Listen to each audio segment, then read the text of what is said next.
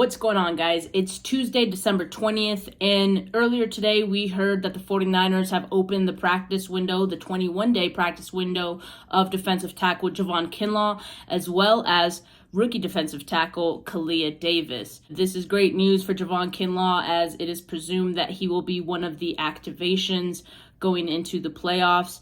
But Kalia Davis was a bit of a wild card because that's someone we weren't expecting. He had an ACL tear a little over a year ago, and so the assumption was, and what John Lynch said in the early going of the season, was that Kalia Davis was going to be redshirting his rookie year pretty much. And so it's a bit of a surprise now to see that he has his practice window opened. And so what does this mean?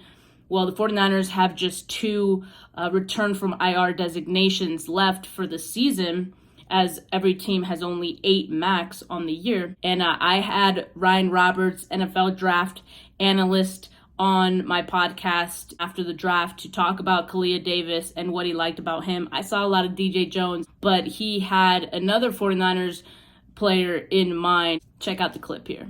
UCF defensive tackle Kalia Davis. He did tear his ACL. He is in recovery for that. I think he's a beast. To me, he's reminiscent of DJ Jones and what he brings you on the interior defensive line. So what do you think about Kalia Davis? Yeah, I actually have another comp for a former San Francisco player. He reminds me a little bit of Sheldon Day, who I thought was a really underrated football player. A little bit undersized, obviously. He's only about 6'1", a shade over 300 pounds. But he plays incredibly hard, and he has kind of that box build to him, right? So he doesn't get moved very well.